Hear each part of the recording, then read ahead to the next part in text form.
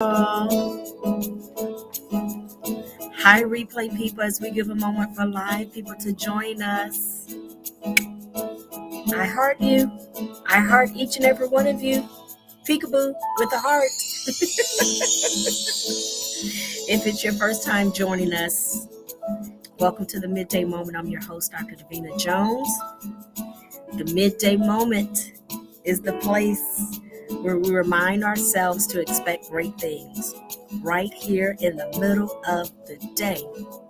That's right.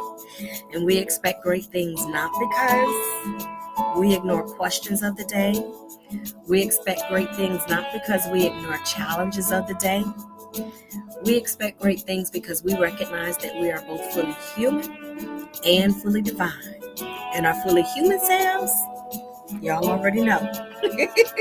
We got stuffs in our fully human selves. And at the same time, in our fully divine selves, we got our answers to the stuffs. So the midday moment is designed to make sure you are tap, into your divine. When you tap into your divine self, your higher self, you tap into your river of peace, your river of joy, your river of resolve, your river of answers, your river of hope, your river of I can make it, I'm going to do it, I got this. That's the river we live out of. Yes. And so we're making sure that you're tapping into that river. And we're not by ourselves. We are part of a larger network. So I'll give you a few FYIs about that network. In the meantime, we're going to sing a little bit per our custom. Come on, y'all. It's time for the midday moment. It's time for the midday moment. It's time for the midday moment. Oh, it's time. I'm expecting, hi there. I'm expecting great things. Everybody say, I'm expecting great things. Come on, believe it. I'm expecting great things. I'm expecting great things. Yes, it's break time. It's lunchtime. In my life, yeah, I'm expecting great things in my home. Oh, I'm expecting great things, even through the little froggies all around me. I'm expecting great things. Eyes may not see, but I choose to believe. You may not see, but I choose to believe. They may not see, but I choose to believe. Sometimes I may not see, but I choose to believe. Everybody say great things. Yay! All right, y'all. Say thank you, theme song. Thank you, theme song. And theme song says, you're welcome. All right. Thank you, theme song. All right. So welcome to the midday moment. Okay, y'all. I'm back. I'm back from my conference. I was over in Orlando for a few days. So we had a couple of unique days that we were doing our midday moment in between my sessions, and I'm back with seems like I'm back even with a working Bluetooth, so I'm happy about that. So we could sing our song today, even through all the little the little stuff in the throat, but it's all right. It's all right. So it is my pleasure, my delight to share with you. So let's keep on going, because as usual, I have other things I got to get to, but this is a part of my spiritual practice. There's a certain way that I live so that I can overcome on purpose. I don't drown on purpose. I don't wish to drown. I don't wish to, drown in depression, suppression, oppression, repression, yo oppression, they pression. I plan to overcome. So there's a certain way that I live my life so that I can overcome. There's a certain way that I live my life so that I can overcome on purpose. A certain way that I live my life so that I can live on purpose. I plan to have more peace in my body. I plan to have more peace in my mind. I plan to have more peace on my tongue. I plan to have more peace in my relationships. And I plan to have more peace in my money. Honey. All right. So I share these approaches with you. If it works for you, go for it. If it doesn't, do what works for you. And there's a certain way that I live my life so that I can live out my purpose. Because I believe that each of us come into this earthly realm, each of us come into this place, this universe, whatever you prefer to call it. We come with certain gifts, talents, and sensitivities that let us know, yep, you were made for that right there. Yeah, that's you right there. All right. And so I share these practices with you. And as I mentioned, I'm not alone. I'm a part of a larger network called Kingdom, a part of a larger movement called Kingdom, a part of a larger network called Church of the Everlasting Kingdom.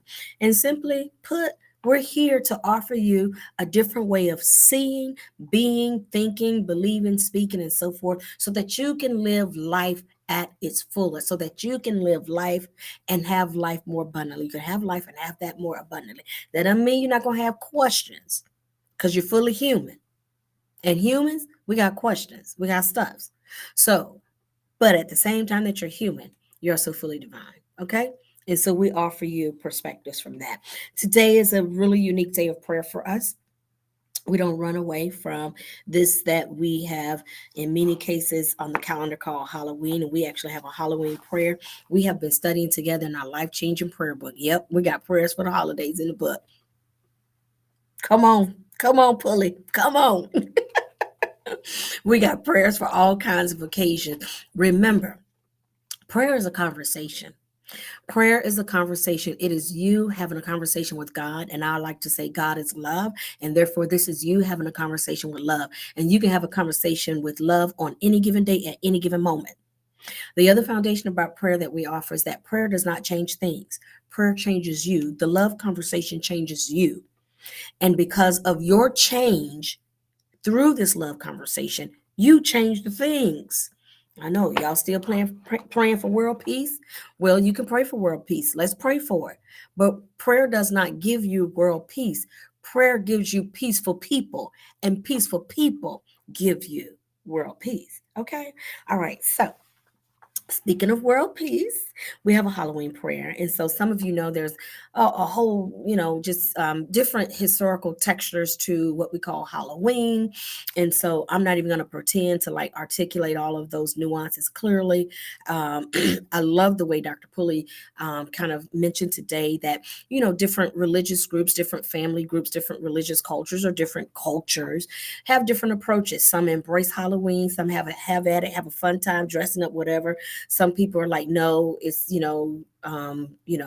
demonic, so we got just different things. Some people say, well, I tell you what, we're gonna do harvest day or costume Bible character dress up kind of character day and so forth.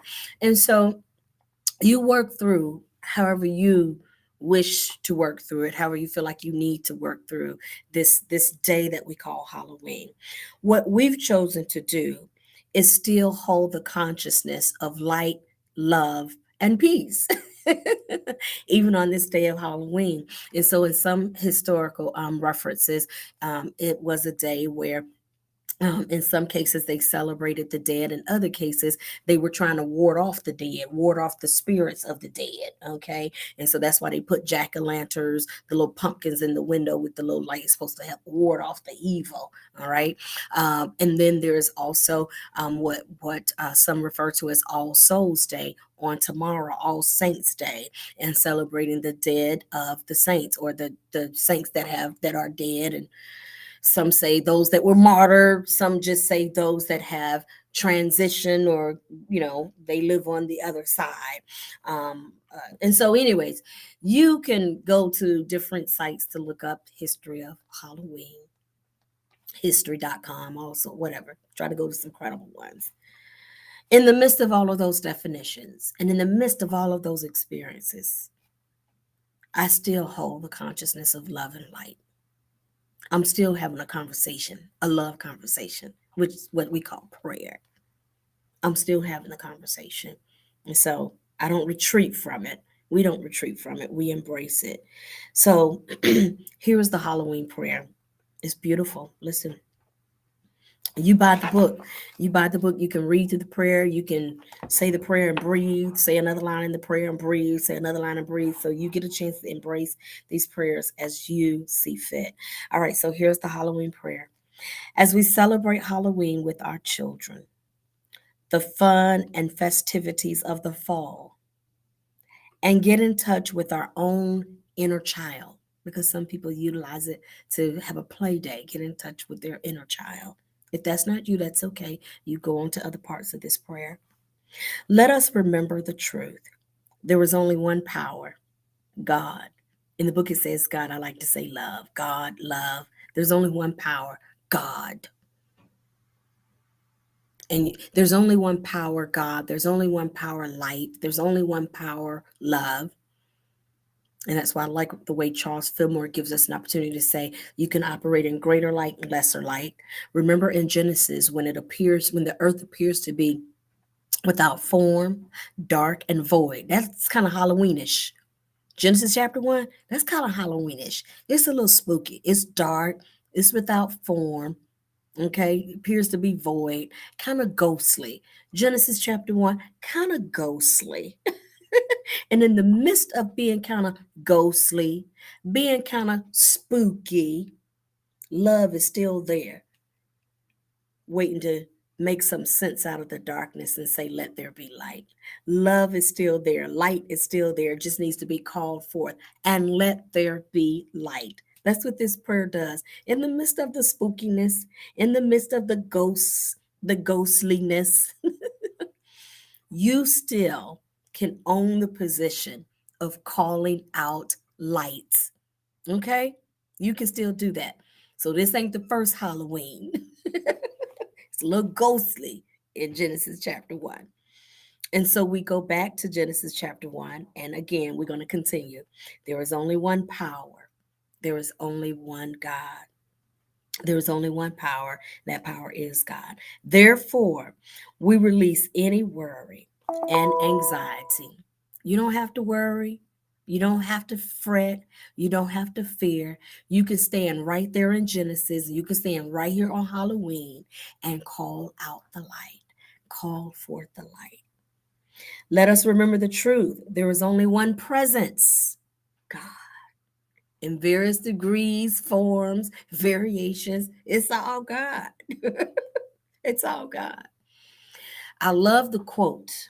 I can't remember who said it, but the quote says, chaos is order waiting to be deciphered.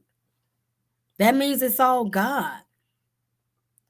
It's just waiting to be affirmed and given some order. It's just waiting to be called out. So there's only one power, God. There's only one presence, God. Therefore, here we go. We have no fear of darkness and evil. Remember, that's what I'm telling you. That's what was in Genesis. That's what it say. You don't have to fear it. You don't run from the darkness. You run to the darkness, because that's how you then create the light in the darkness. We have no fear of darkness. We have no fear of what some might call evil. It's just lesser light. It's just waiting on me to show up. So if some of y'all been debating on whether or not you want to sit on your front porch tonight, if you're comfortable, I'm just encouraging you. It's only one presence and it's only one power. So if you got the strength, you can sit out on the porch tonight and pass out some candy. They need your light. Go ahead on and be the light. Okay? I took on myself. Let me hurry up and get out of here because I got a meeting to get to. So therefore, we have no fear of darkness, no fear of evil. Let us remember the truth. There is only one energy in the universe. This is what I said earlier. It's only one energy in the universe. It's only one. It's only one presence. It's only one power. It's only one energy. It's only one power, God. Only one presence, God. Only one energy, love. And if you are so challenged with being afraid on Halloween, love is what casts out the fear. Love is what elevates itself over the concerns and situations. Love, that's the one thing that can elevate itself over and beyond. We didn't say you weren't going to be without your questions and your concerns. You're fully human. You're going to have them, but you can elevate, right? That's why we talk about Jesus going to the mountain. You can elevate over the valley. It didn't get rid of the valley. The valley's still there. The valley is still there. The questions and concerns, the feelings, you're human, they're still there, but you can elevate. You can elevate. That's what light does. It allows you to elevate, live beyond, live through, walk through the valley of the shadow of death. Because there is a table that's prepared before you in the presence of the stuff, in the presence of your enemies, in the presence of the smokiness. It's a table there. Don't run from it. Walk to it. Come on. There's only one energy in the universe, love. Therefore, we are safe and we are protected. It is so, and so it is, and so we let it be. I got to go back to work, y'all. Okay. I love y'all. I bless y'all. Thank y'all so much for spending time with me on my little lunch breaks. My lunch breaks, my little break in the day that I take to honor a part of my spiritual practice. And I'm so delighted that you shared with me. Thank you for all your comments, all your hugs, your likes, your sharing, your acts of kindness, your expressions, your love offerings, all of that, your very presence. Thank you. I love you. I appreciate you. I'll see you back here tomorrow. I got to go back to work now, okay? I love y'all. Take care. God bless you and God be you.